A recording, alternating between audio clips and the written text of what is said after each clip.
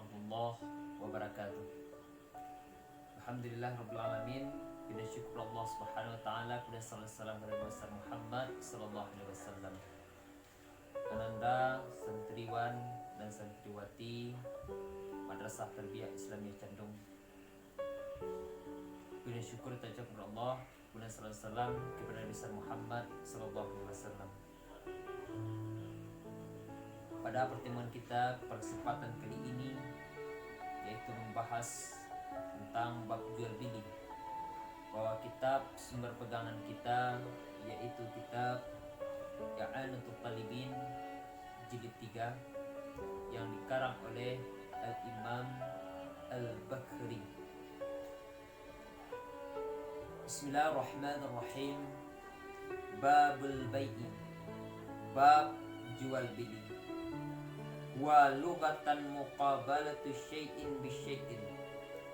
Jual beli secara bahasa adalah menukar sesuatu dengan sesuatu yang lain. Wa syar'an muqabalatu malin bi malin ala wajhin makhsusin.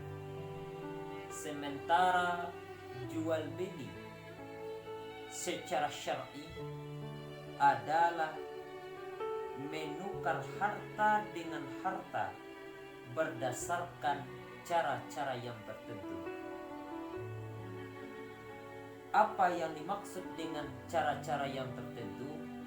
Yaitu menjual sesuatu harus terpenuhi di dalamnya rukun dan syaratnya.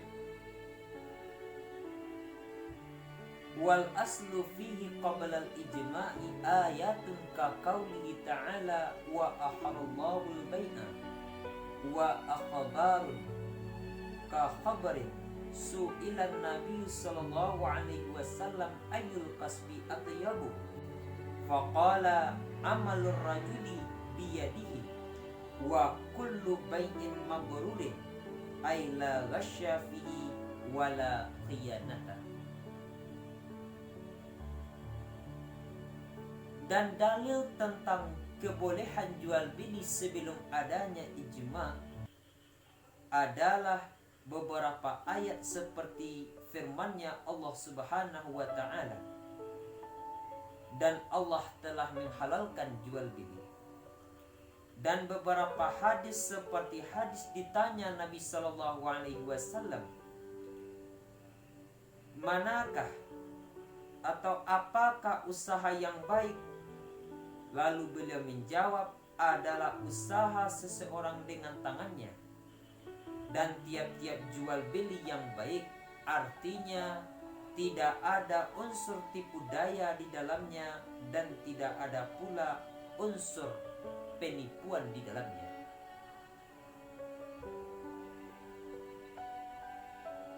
Bahwa dalil tentang jual beli ini, yang pertama adalah ayat, dan yang kedua adalah sabda Nabi sallallahu alaihi wasallam. Nabi sallallahu alaihi wasallam mengatakan, yaitu tiap-tiap jual beli yang mabrur, yang tidak ada unsur tipu daya di dalamnya dan tidak ada unsur kecurangan di dalamnya. Di dalam kitab ini bahwa ulama menyebutkan perbedaan antara ghasya dengan khianat adalah wal farqu bainal ghasyi wal khiyana. Perbedaan antara tipu daya dan khianat, annal awala, bahwa sesungguhnya yang pertama tadlisun adalah suatu penipuan yurja'u ila zatil mabit, yang kembali kepada zat yang diperjualbelikan. Jadi kalau sesuatu tersebut kembali kepada zat yang diperjualbelikan, itu namanya adalah ghasya.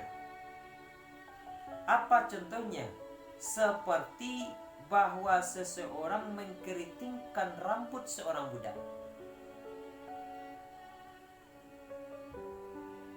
Kemudian contohnya lagi adalah yaitu memerahkan wajahnya budak tersebut, bahwa seorang melakukan unsur kecurangan supaya harga budak tersebut menjadi mahal, lalu ia ikalkan rambut budak tersebut. Atau dia itu rambutnya awalnya keriting, kemudian supaya mahal harganya dibuat sedemikian rupa supaya rambut budak tersebut menjadi lurus. Atau budak tersebut dia hitam, supaya dia itu kelihatan lebih cantik, diberi make up yang sebagus-bagusnya. Barangkali dia dikasih lipstick atau dibuat wajahnya itu sedemikian rupa supaya orang tertarik untuk membelinya dengan harga yang lebih tinggi. Watani, sementara yang kedua yaitu khianat, a'ammu adalah lebih umum. A'amun, karena bahwa sesungguhnya khianat itu adalah sesuatu penipuan pada zatnya atau sifatnya atau perkara eksternal. Contohnya apa? Seperti bahwa mensifatinya budak dengan sifat yang dusta. Di seseorang bahwa mengatakan budak ini adalah bagus, kualitasnya baik, sementara bahwa budak itu sebenarnya bukanlah seperti hal yang ia ceritakan.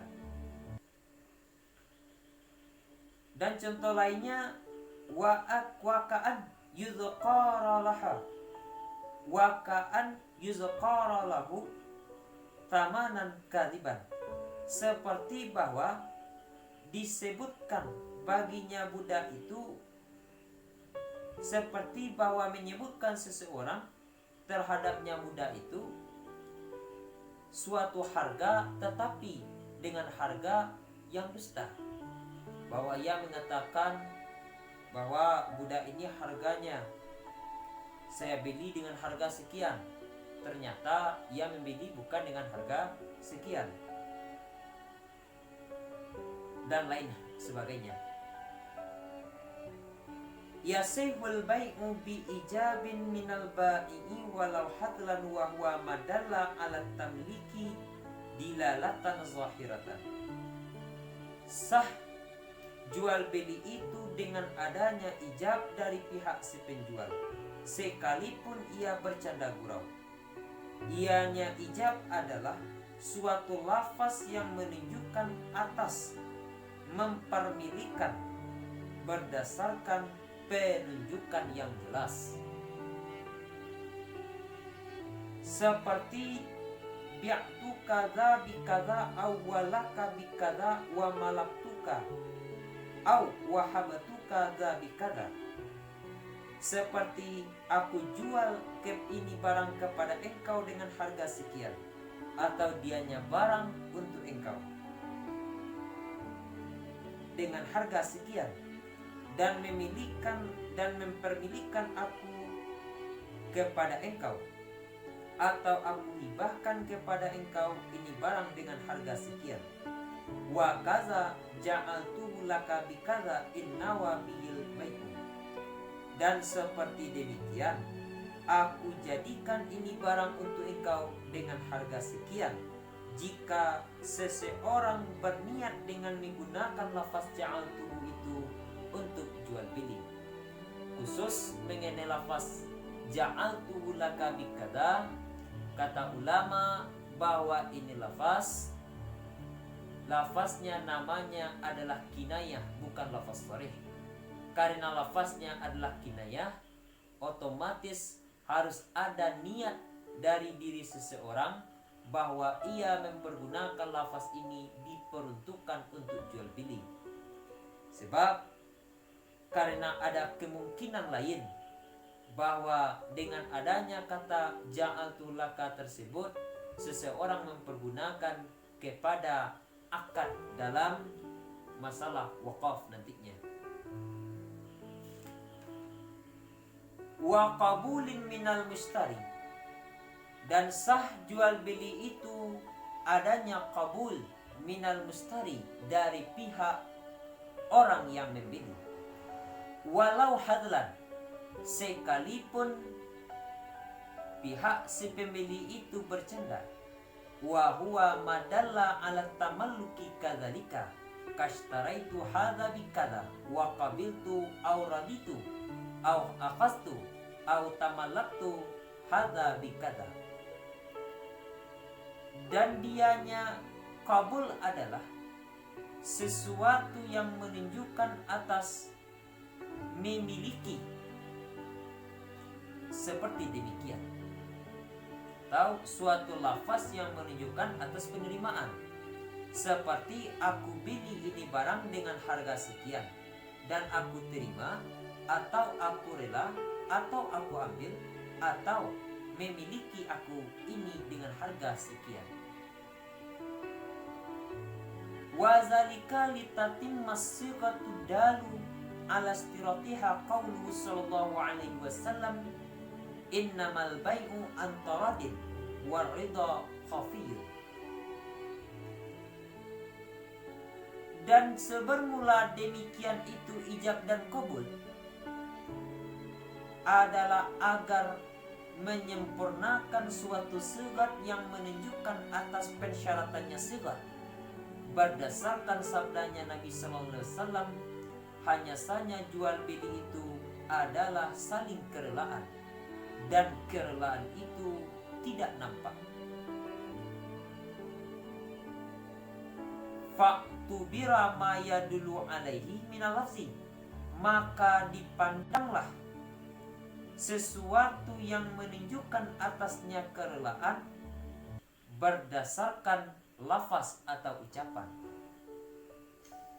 Di bahwa harus adanya ijab maupun qabul ini karena berdasarkan tuntutan dari makna hadis Nabi sallallahu alaihi wasallam, bahwa Rasulullah sallallahu alaihi wasallam mengatakan sesungguhnya jual beli itu ada unsur kerelaan, yang mana kerelaan itu tidak nampak.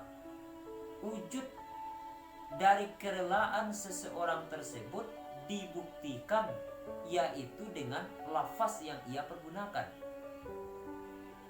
Jadi kalau itu adalah lafaz yang dia pergunakan dalam jual beli, namanya adalah ijab maupun qabul.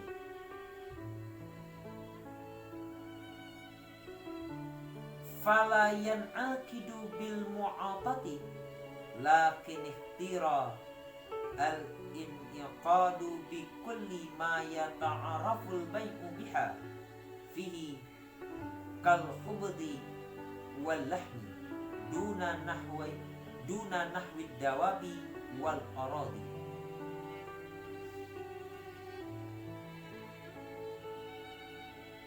Oleh karena itu, karena kemestian dalam jual beli itu harus adanya ijab dan qabul, maka tidak terjadi jual beli itu dengan adanya mu'atah.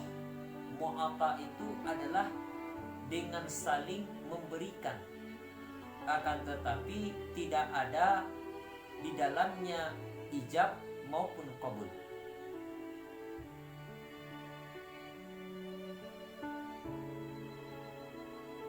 Maka tidak terakad ia jual beli dengan mu'atah, tetapi dipilih terakadlah dengan tiap-tiap sesuatu yang menjadi suatu kebiasaan jual beli dengannya mu'atah fihi, pada sesuatu tersebut, seperti roti dan daging, bukan seumpama binatang dan bumi.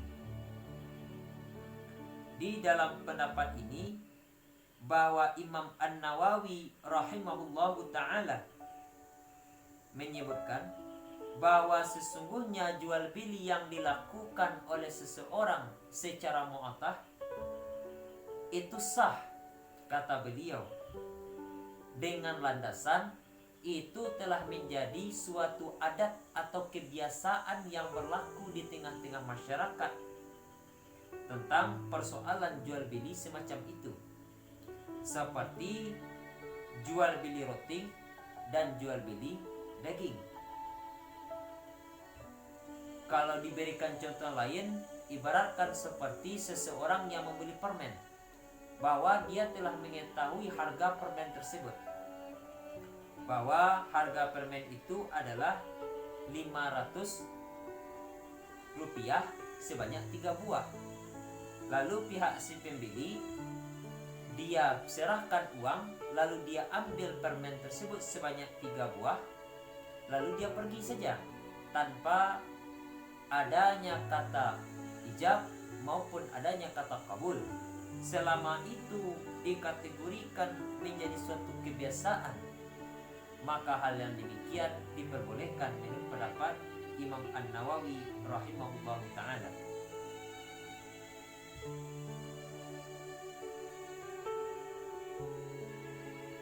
Lain halnya bahwa khusus mengenai binatang dan bumi dan lain sebagainya, hal ini kata beliau tidak diperbolehkan, karena dalam persoalan jual beli binatang tentu melihat kepada yaitu menetapkan harga binatang tersebut.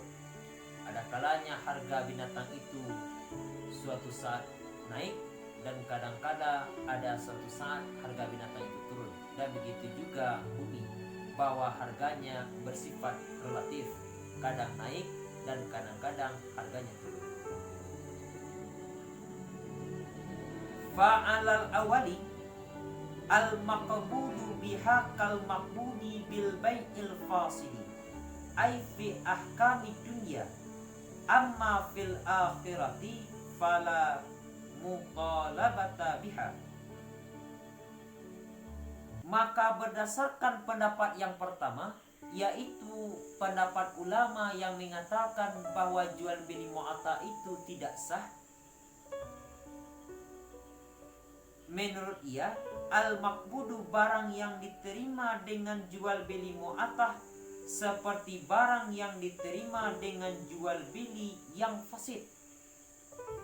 Artinya pada hukum dunia.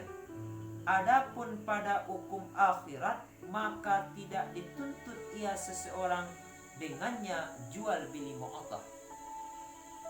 Maka menurut pendapat yang pertama ini, seseorang yang melakukan transaksi secara mu'attah, bahwa hukum jual beli yang ia lakukan atau barang ia terima sama dengan yaitu jual beli yang mengandung adanya fasid, adanya unsur suatu kerusakan di dalam jual beli tersebut.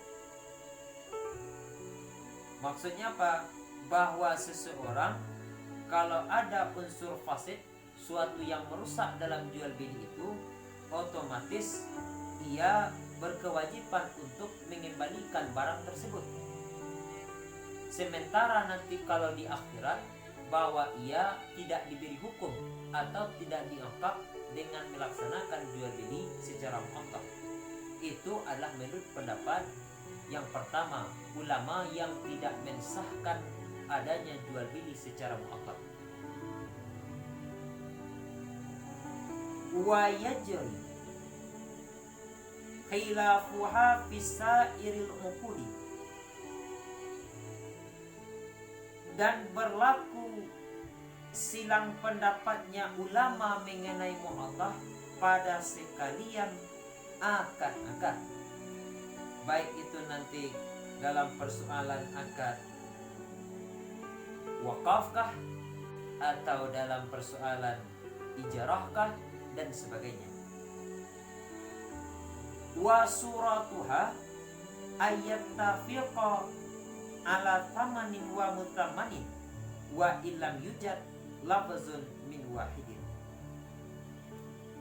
Dan bentuknya mu'attah atau gambarannya mu'attah, bahwa dua belah pihak bersepakat, yaitu si penjual ataupun si pembeli, terhadap suatu harga dan suatu barang, sekalipun tidak ditemukan lafaz dari masing-masing itu pihak.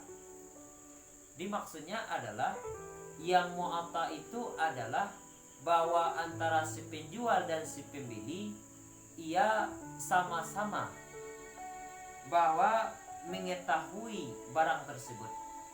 Seperti yang dicontohkan bahwa si penjual dia menjual permen itu sebanyak 3 buah, yaitu dengan harga Rp500.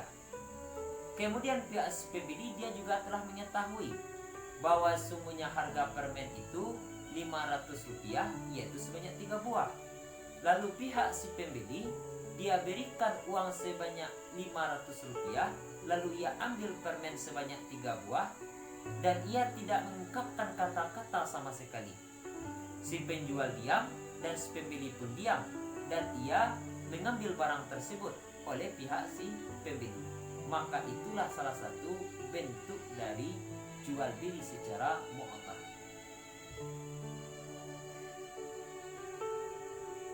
Walau qala mutawassitun lil ba'i'i bi'ta faqala na'am au iya wa qala lil mustari istaraita faqala na'am sahha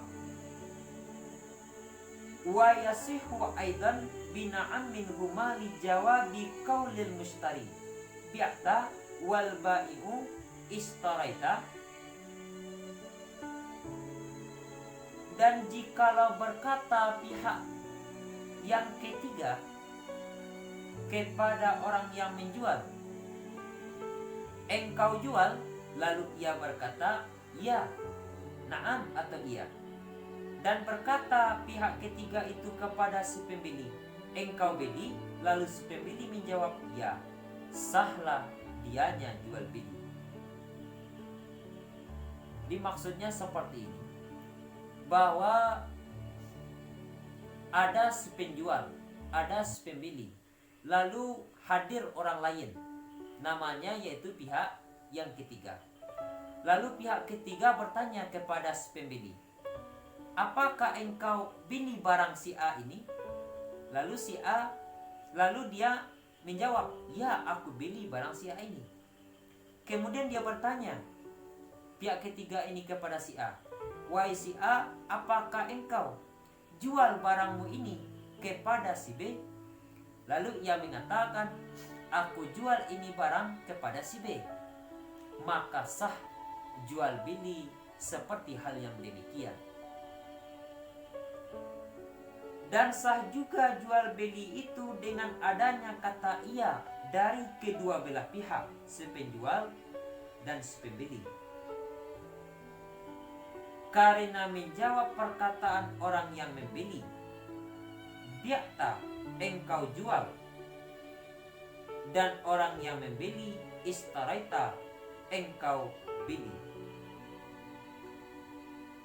Jadi maksudnya adalah bahwa sesungguhnya sekarang dua belah pihak ini yang saling bertanya. Contoh, si A adalah selaku si penjual, si B adalah si pembeli.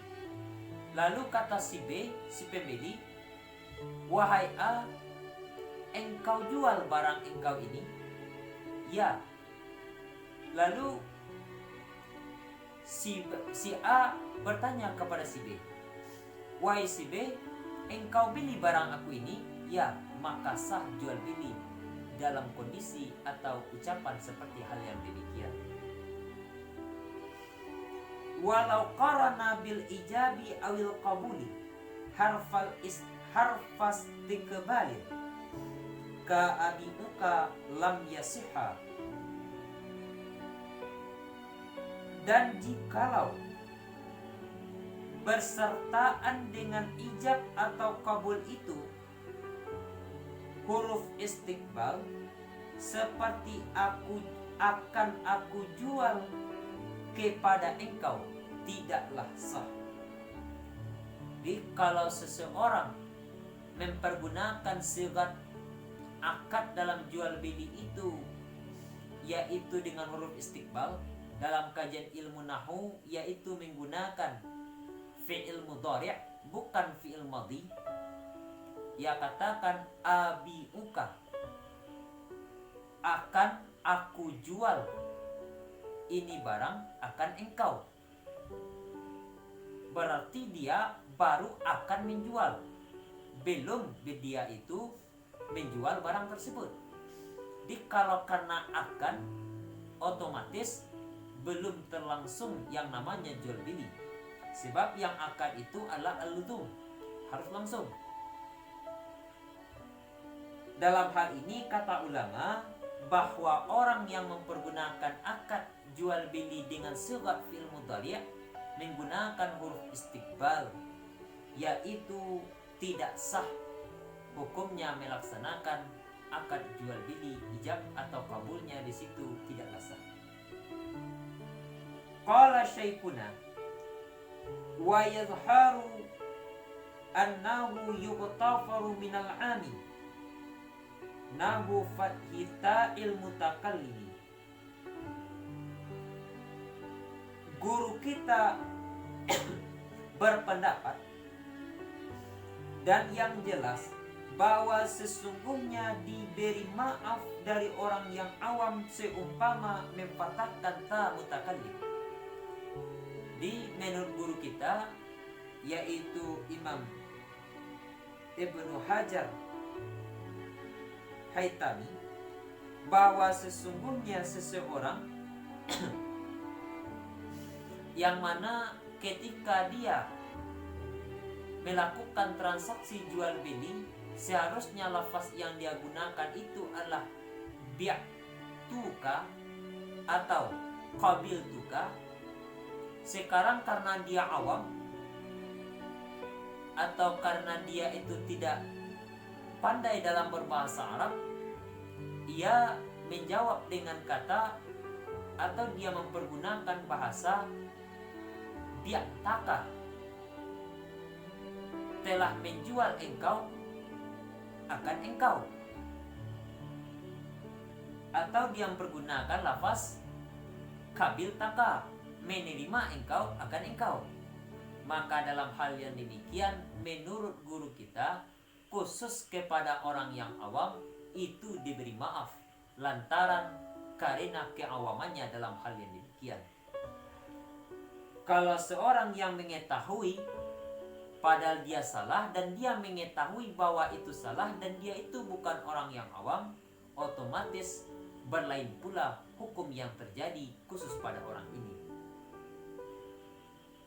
Demikianlah pertemuan kita pada kesempatan kali ini. Mudah-mudahan ada manfaatnya. Terlebih dan terkurang mohon diberi maaf.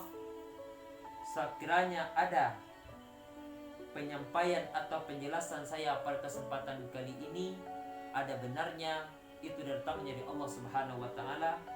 Kalau adanya salah itu datang dari pribadi saya sendiri selaku manusia yang tidak luput dari kesalahan.